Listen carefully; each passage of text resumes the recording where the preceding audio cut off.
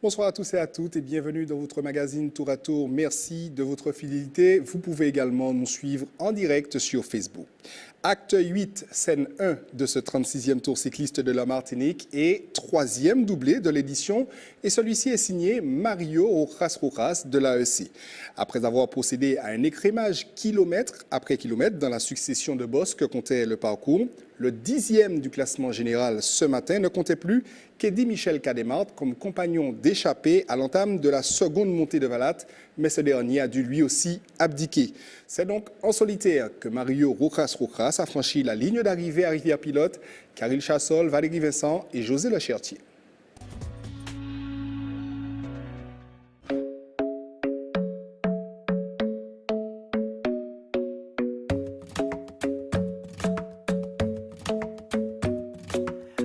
Isn't the best place to find the lovers, so the bar is where I go. Me and my friends at the table doing shots, tripping fast and then we talk slow. C'est une journée ardue qui attend les rescapés du Tour. Une étape en ligne de 108 km ce matin et un contre-la-montre cet après-midi. Après un départ fictif au bord des Anses d'Arlet, c'est un peloton groupé qui effectue les premiers kilomètres.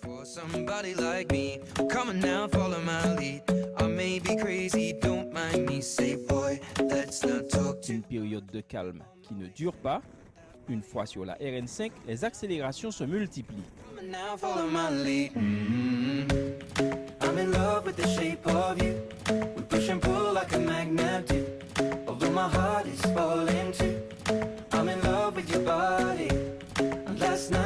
Deux hommes se portent en tête de course, Brandon Barrett-Ajax de la POJ et Michael Laurent de l'UCS. Mais le peloton les a en ligne de mire et au pied de Bois-Rouge, il effectue la jonction.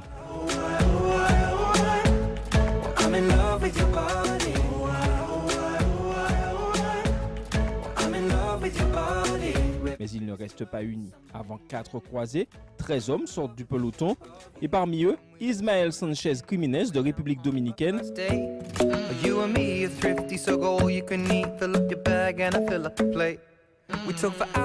Au Saint-Esprit, il est seul en tête. Il aborde la côte de Valat seul. Dans la descente vers Rivière-Pilote, certains sortent du peloton avec en chef de file le cascadeur Hervé Arcade du Madina Bikers.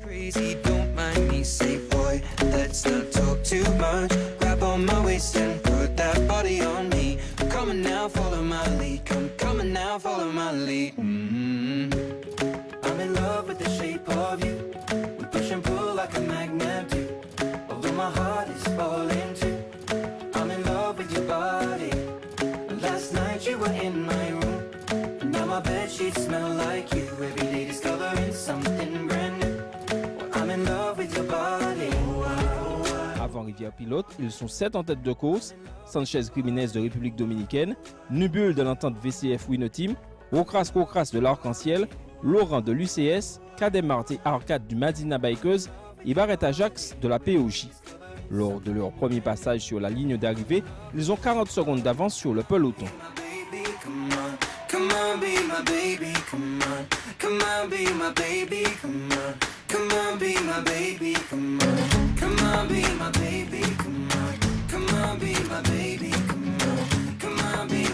Dans la côte de Régal, le premier décroché c'est Arcade. Puis c'est au tour de Barrett-Ajax et de Michael Laurent. Devant, ils sont 3, Cademart, Rocras et Sanchez Criminez.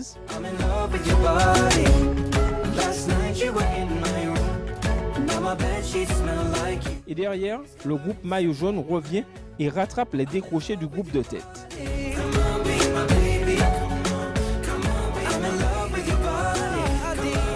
Cademart et Rocras franchissent le sommet en tête.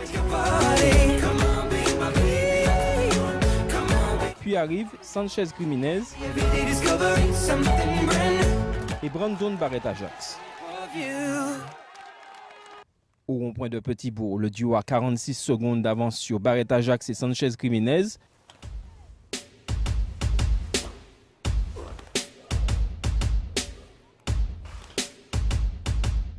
1 minute 13 sur Michael Laurent. Le groupe du maillot jaune est lui à 1 minute 54 secondes. La course se joue juste avant la deuxième ascension de Valat. Mario Rocras décroche Eddy Michel Cademart.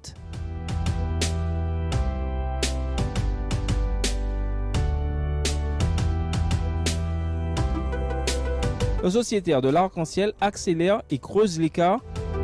Au sommet, il a 1 minute 10 secondes d'avance sur Cademart.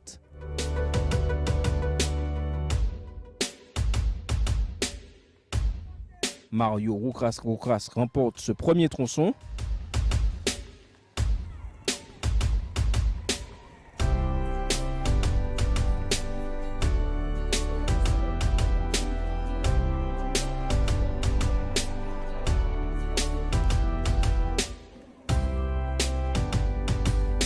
Deuxième, Eddy Michel Cademart à 58 secondes. Yolan Sylvestre remporte le sprint pour la troisième place. Il est à 1 minute 54 secondes du vainqueur. Jonathan Salinas de la PP conserve son maillot jaune. Bonsoir Marc. Bonsoir Stéphane. Un premier tronçon à rebondissement, mais il y a une constante. Jonathan Salinas reste dans le coup. Il gère très bien, c'est-à-dire qu'il laisse quand même les coups partir parce qu'il ne peut pas répondre à tout le monde. Donc il a laissé au départ des coureurs qui n'étaient pas trop dangereux au général. Mais c'est vrai que Eddy Michel Cademart, bien appuyé par Hervé Arcade, on l'a vu à ces images, a tenté quand même un coup stratégique très intéressant. Il s'est mis, comme on dit, à la planche, c'est-à-dire qu'il a amené carrément Eddy Michel Cademart au pied de régal pour lui permettre donc de le propulser peut-être vers la victoire d'étape. Mais c'est vrai que Roras Soras a été très costaud. On a vu à un moment donné que Eddy Michel Cademart était revenu virtuellement à 13-14 secondes du maillot jaune et donc il était en train de réaliser un exploit. Mais Roras Soras aussi est un homme d'expérience, il a laissé faire beaucoup, il a laissé Eddy Michel Cademart rouler beaucoup à l'avant et à partir de là, on l'a vu dans Valat, il a porté les stockades et Salinas a géré habilement, c'est-à-dire qu'il a contrôlé de manière à préserver son maillot jaune par rapport à Sylvestre. Et puis si Eddy Michel Cademart réussit en effet une remontée, il le laisse quand même à pratiquement 2 minutes, donc il savait à partir de là que même s'il revenait, lui il gérait parfaitement parce qu'il fallait aussi garder des forces pour cet après-midi dans le contre-la-montre qui s'avérait aussi déterminant. En tout cas, Paris réussi ce matin, il avait bien géré avec son équipe. On va reparler du contre-la-montre tout à l'heure. Restons sur ce matin. Vous l'avez dit, Rocras, il a été exceptionnel. Eddy Michel Cademart, presque parfait. Derrière, il y a des coureurs qui ont quand même essayé, mais qui n'ont pas réussi parce qu'il y avait un contrôle permanent du maillot jaune, mais également de ses équipiers qu'on a encore vus en grande difficulté sur une partie du parcours. Oui, ils ont tellement été en difficulté quand on regarde l'étape de ce matin. Willy Roseau est à 17 minutes et puis les principaux coéquipiers ont cédé. C'est vrai qu'ils ont fait beaucoup de travail, mais tous me disaient on est fatigués. Alors on a géré au mieux, mais c'est vrai que Salinas, heureusement, avait le régal pour se régaler lui-même et faire la course. Et puis il savait qu'avec la côte de Valat, il prenait un minimum de risque parce qu'il pouvait gérer un tempo pratiquement sans équipier. Donc il est clair que Salinas est l'homme fort, il a contrôlé, il a géré, mais derrière les prétendants à la victoire finale se sont manifestés, ils ont essayé, mais malheureusement ils sont venus buter. Et ce soir, on va le voir, les écarts sont encore assez conséquents pour les autres. Avant les écarts, on passe aux réactions. Elles ont été recueillies ce matin, en tout cas, par Karil Chassol et José Leclertier. Una belle prestation, belle victoire. Aujourd'hui, problème avec la moto. Et aujourd'hui, pour moi, une belle victoire. Première équipe à Arc-en-Ciel. La deuxième victoire, je suis très content.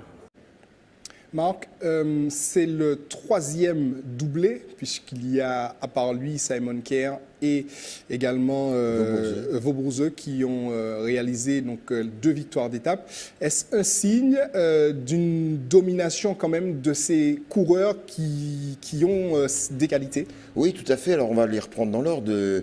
Roras Soras gagne à Sainte-Marie, c'est une étape difficile. Il regagne aujourd'hui, c'est une étape difficile. Il était sur un terrain pour les grimpeurs, pour les punchers. Il est en forme, il l'a montré et puis il a su récidiver. Donc ça prouve qu'il avait bien récupéré et qu'il a su tirer habilement les marrons du feu d'une situation qui lui a profité.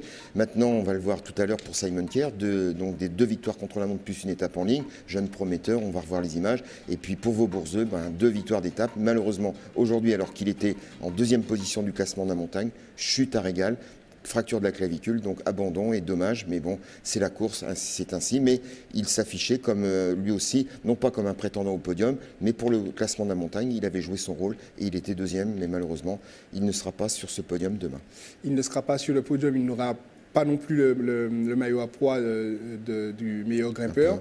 Kevin Largit-Copette, par contre, il risque de l'avoir malgré des incidents ce matin. Oui, alors que pour Kevin Largit, je dirais, il a été très haut généreux sans doute dans l'effort, une descente mal négociée, un virage, bon lui, ça a été le tout droit, pas blessé, donc il est reparti sur son vélo, il a perdu un peu de temps, mais il ne joue pas le général. Par contre, pour lui, c'est tout avantage, parce que si son dauphin direct maintenant est éliminé, le maillot à poids, il reste comme 6 points montagne, 8 ans normalement libre. On va quand même parler également de Michael Stanislas qui finit deuxième hier, mais qui aujourd'hui a dû jeter l'éponge. Oui, on parle de problèmes gastriques, donc il vomissait ce matin, il nous déclarait qu'il n'était pas au mieux. Malheureusement, il a dû abandonner au début d'étape. C'est vrai que c'est dommage parce qu'il avait réalisé un bel exploit. Malheureusement, il faut avoir la santé. Aujourd'hui, il a dû abandonner. Ça aussi, c'est dommage. Mais on reverra Michael Stanislas, car avec ses qualités, je suis sûr qu'il en gagnera de belles courses dans les prochains mois. Et on voit tout de suite le classement de ce matin avec vous, Marc.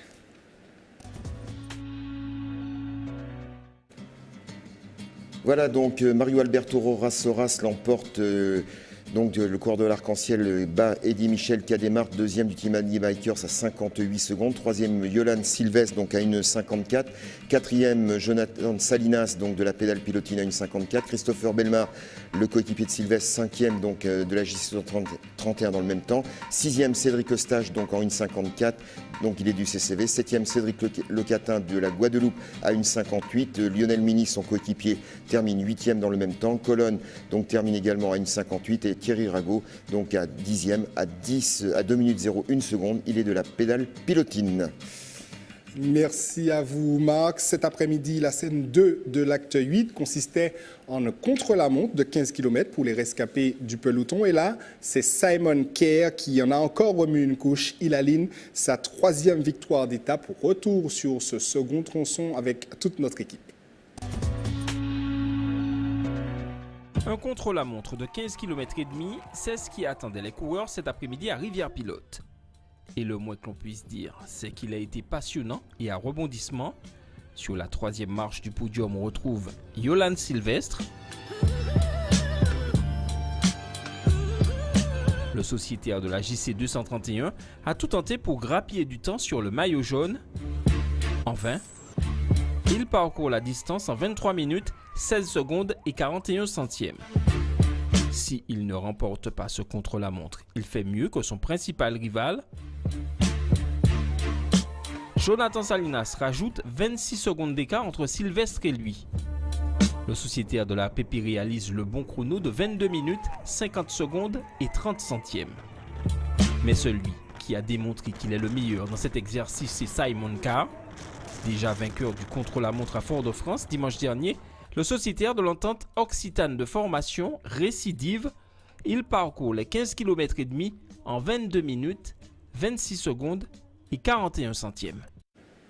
22 minutes, 26 secondes et 41 centièmes, c'est tout simplement un record établi. Oui, tout à fait. 42 km/h, 620 de moyenne sur un circuit technique avec une côte de 3,5 km à la sortie du Marin pour monter à Marcapron avec les pourcentages qu'il y avait. Chapeau. On rappelle que Cédric Eustache avait réalisé 23-21, donc il a pulvérisé le record de stage de près d'1 minute. Et là, c'est un exploit donc à retenir au niveau du temps. Et Simon Kerr, à 18 ans et demi, il sortait de la catégorie junior, avait bien préparé son affaire. Il avait amené le vélo de contre-la-montre. C'est sa spécialité. Il est complet, mais là, il voulait absolument cette victoire. Et avec la victoire donc acquise à Ducos, plus les 2 contre-la-montre, il repart avec 3 victoires d'étape. Chapeau, bravo jeune homme. Et ce n'est pas fini, il reste encore une étape demain, on ne sait jamais. Peut-être qu'il est capable d'aller la remporter celle-là. Marc, quand même sur ce contre-la-montre, et pour rester sur Simon Kerr, il s'est donné les moyens en matériel, bien sûr, mais il y a des qualités qu'il faut avoir pour cet exercice.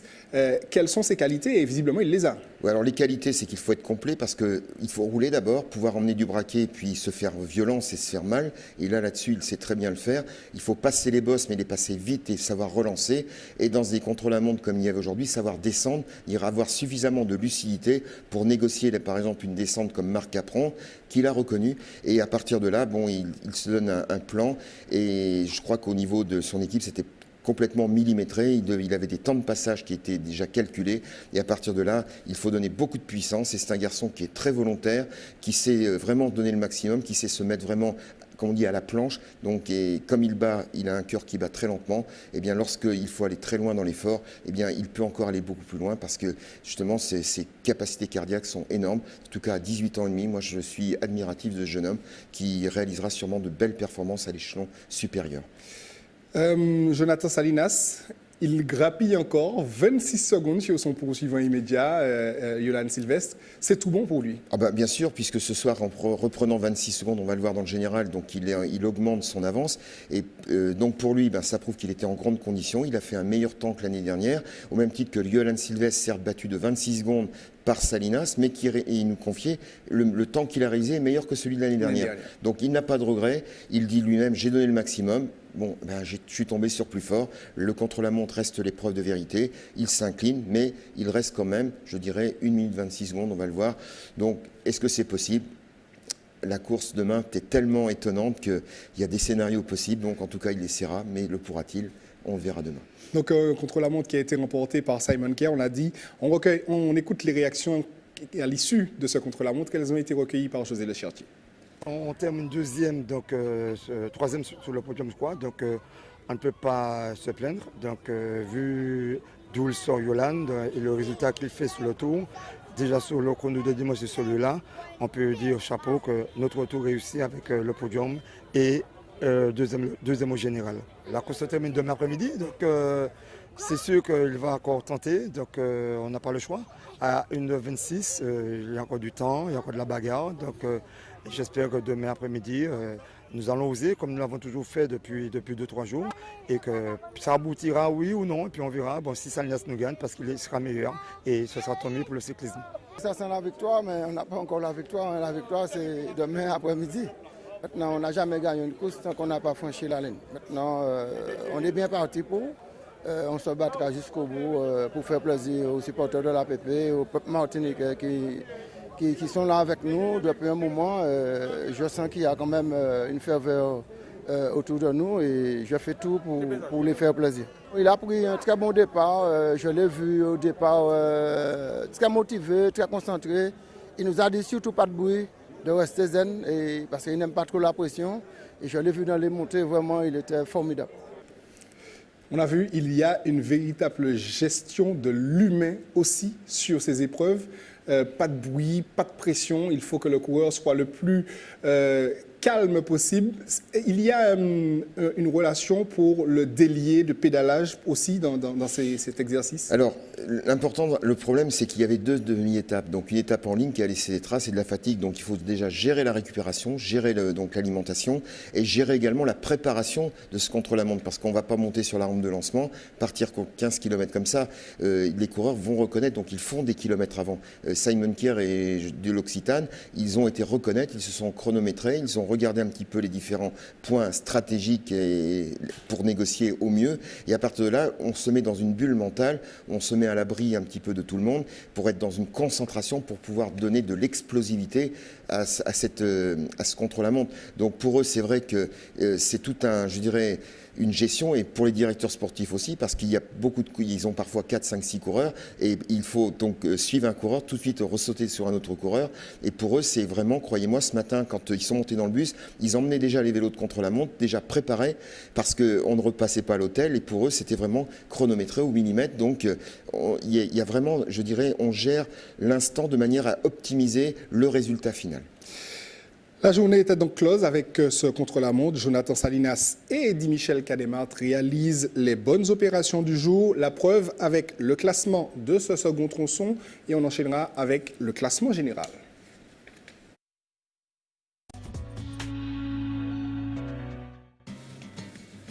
Voilà, le vainqueur, Simon Kerr, donc de l'Occitane de formation, l'emporte dans le temps de 22 minutes 26 secondes 41 centièmes. Nouveau record donc de ce contre-la-montre devant Salinas donc à 24 secondes. Yolan Silvestre donc termine 3e à 50 secondes. Eddy Michel Cademart réalise lui aussi une bonne opération. Il termine à 1 minute et 1 seconde. 5e donc Teddy Ringuet à 1,22. 6e Cédric Eustache pratiquement dans le même temps et le même centième 1,22. Cédric Locatin, le premier Guadeloupéen, donc termine lui à 1,38. Le 8e, c'est Guzman Rosario de la République dominicaine, il est à 1,41. Ensuite, un petit peu plus loin, on trouve Bruce Colon donc de la République dominicaine qui est donc à 1,54. Et le 10e, donc c'est Roras Soras, le vainqueur de ce matin, qui termine donc dans la fourchette de 2 minutes et 0 secondes. Voilà donc pour les 10 premiers de ce classement contre la montre. Voilà pour le classement de ce contre-la-montre. On l'a vu en chiffres, Marc. Excellente opération pour Eddy Michel Cademart aujourd'hui.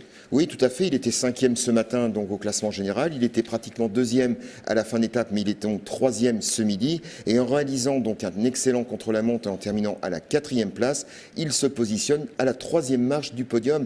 Donc cela veut dire que pour Eddy Michel Cademart, qui porte également, on va le voir tout à l'heure, le maillot du meilleur jeune pour son 2e tour, il peut être sur le podium, enchaîner donc le classement du meilleur espoir, du meilleur jeune. Et là, il est plus possible pour lui de reprendre quelques petites secondes à Yolan Silvestre parce qu'ils sont séparés de très peu de temps. Donc pour Eddy Michel Cademart, c'est clair que ce tour est une réussite. Et ça, on voit ça avec le classement général.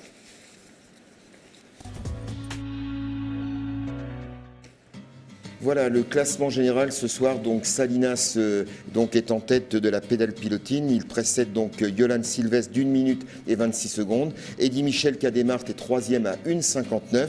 Cruz Colon donc pointe à la 4e place maintenant à 2,42. Il est donc suivi par Teddy Ringuet de 7 secondes, donc de 49. Cédric Eustache, lui, est un petit peu plus loin à 3,42. Il est 6e. Cédric Locatin de la Guadeloupe est donc 7e à 4 minutes 14 secondes. Roras Soras, le vainqueur de la demi-étape, est à 6,41 8e.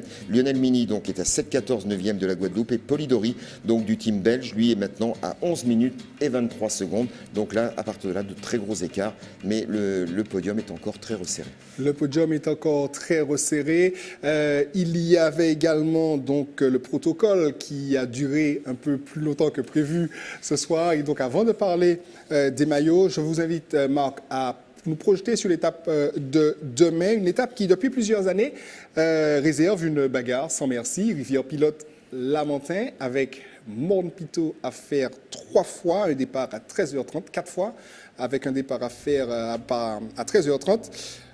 Nous aurons un final époustouflant, Marc. Écoutez, quand on regarde les statistiques et quand on regarde l'historique pour les passionnés, 2013, rappelez-vous Chancrin, quand il est revenu donc, dans le 3e groupe, emmené par tous ses coéquipiers, ça a été remarquable alors qu'on ne l'attendait pas. Rappelez-vous Willy Roseau, rappelez-vous Shimizu Roseau. Donc l'année dernière, on a encore eu, il y avait 5 secondes au départ entre Eustache et Silvestre. Silvestre a remporté le tour, ça a été fantastique dans les derniers kilomètres. Alors quand on sait maintenant l'importance de Morne Pitot et ses 4 tours, on va voir les écarts donc quand même assez resserrés. Tout est possible, au même titre que tout peut rester dans l'état. Mais de toute façon, cette étape va être animée. L'étape est très convoitée. Il y aura des chasseurs d'étapes. Il y a des équipes qui aimeraient en gagner une. Et le classement général est quand même étant resserré. On peut imaginer quelques stratégies arcadiennes ou autres dans certaines équipes qui peuvent peut-être nous faire dire que le tour peut basculer. En tout cas, ce sera plein de suspense, très animé, passionnant à vivre. Et puis, on aura sans doute un très beau vainqueur. On y reviendra. Les porteurs de maillot, le sujet est arrivé. Le jaune, il est plus que jamais accroché aux épaules de Jonathan Salinas. Celui des points chauds, à mon avis, il ne sortira pas des épaules d'Hervé Arcade, qui s'est battu toute la semaine. Et le mérite largement. On voit avec vous les autres porteurs de maillot. Voilà, le maillot jaune patronné par la Française des Jeux, donc sur les épaules de Jonathan Salinas, donc il précède d'1 minute 26 secondes Yolan Silvestre. Voilà, et les 8 maillots donc, qui sont là, donc on peut peut-être les rappeler. Le maillot blanc, oui. Yolan Silvestre donc, qui porte le maillot au point, donc patronné par Orange. Le maillot à poids donc, sur les épaules de Kevin Largit-Copette, donc le meilleur grimpeur. On a également voilà, donc, le maillot Banamar, donc le maillot du classement par équipe, Locatin. On a Hervé Arcade donc, sur le maillot point chaud, donc, patronné par RCR Caraïbes. Hervé doit l'emporter parce qu'il est largement en tête. Le maillot donc, de la combativité sur les épaules du jeune donc, Simon Kerr, patronné par la Mutuelle mutuelle unie. Il en est le porteur, non propriétaire. En tout cas, c'est Hervé Arcade qui devrait aussi gagner ce maillot. 2 maillots pour Hervé sans doute demain. Le maillot rouge donc du meilleur jeune, solidement implanté sur les épaules d'Eddy Michel Canet-Marc. Donc également le maillot Locaneuf, donc le maillot du combiné, le maillot vert sur les épaules de Cédric Eustache. Largement mérité aussi, mais c'est Salinas qui en est le propriétaire. Cédric donc le portera demain au départ. Voilà le maillot à poids, donc patronné par Sokari, donc sur les épaules, dont on l'a dit, de Kevin Larget Copette. Il le mérite également, puisque Vaubourg-Ex est malheureusement éliminé sur chute aujourd'hui. Donc le jeune du CCV gagnera à 24 ans un très beau maillot, très convoité, il le mérite aussi. Et le maillot orange, donc le maillot au point, donc qui est un maillot blanc, il est sur les épaules de Yolan Sylvestre. Il en est le porteur, mais le propriétaire, c'est Salinas, qui est propriétaire de 3 maillots. Donc ce soir, avant le départ de la dernière étape, avec ce beau maillot jaune, qu'il devrait normalement gagner, mais attendons, 135 km, la plus longue étape, il peut se passer des choses. Marc, il peut se passer des choses demain avec ce beau maillot porté par Jonathan Salinas. Pour vous, le tour n'est pas joué? Un tour n'est jamais joué avant que la ligne soit franchie. Pourquoi? Parce qu'on a vu des renversements de situation. Cette étape nous en a proposé beaucoup. Je crois que dans les annales du cyclisme martiniquais, cette dernière étape, je pense qu'elle est en haut du tableau. Donc nul doute que les choses peuvent rester en l'état parce qu'on peut se neutraliser, mais il peut y avoir peut-être quelques surprises parce que Salinas a quand même une équipe qui a beaucoup travaillé. Et Sylvestre n'a pas dit son dernier mot. Cadet-Marc peut être très bien emmené par Hervé Arcade. Et puis il y a nos Colonne et Ringuet qui se battent pour 7 secondes pour la 4e place. Là aussi, ils peuvent troubler la donne. Et puis il peut y avoir des échappées de coureurs embarqués. Mais c'est vrai que Salinas a tellement montré de qualité, de possibilité de gagner qu'il est le favori logique. En plus, il sera sur son terrain de prédilection avec Galocha et puis Monte-Pito 4 fois. C'est difficile d'aller le chercher dans la montagne. Oui, mais Monte-Pito est une côte que l'on monte à plus de 25 km/h. C'est pas... Alors Galocha va se monter, comme on dit, à la pédale. Là, en effet, il peut jouer quelque chose, mais on est loin de l'arrivée. Puis il y a encore toute cette plaine du Lamentin. Monte-Pito, ça se passe à 25-30 à l'heure, grand plateau. Hein, il y a C'est vraiment pour les punchers, les baroudeurs. Un Michael Laurent monte très bien cette côte, alors que dans Galocha, il va s'accrocher au maximum. Un Hervé Arcade ne sera pas décramponné dans une côte comme Monte-Pito. Et là, il peut y avoir des belles stratégies. Alors, attendons, observons, vivons l'épreuve et puis on se retrouvera demain avec un très beau vainqueur, ça c'est sûr. C'est presque le mot de conclusion, Marc. Nous sommes arrivés au terme de notre rendez-vous. Merci de nous avoir suivis. Vous le savez, notre émission se poursuit sur Facebook tout de suite après. Et là, on parlera des incidents de course et de la discipline aujourd'hui, en tout cas hier et aujourd'hui. Demain, on se retrouve d'abord pour notre Facebook Live. Ce sera vers 14h30. Ce sera pour l'ascension de Galocha et ensuite celle de Monte-Pito. On le fera autant de fois que nécessaire. Merci de nous avoir suivis et à tout de suite sur Facebook Live. Passez une bonne soirée.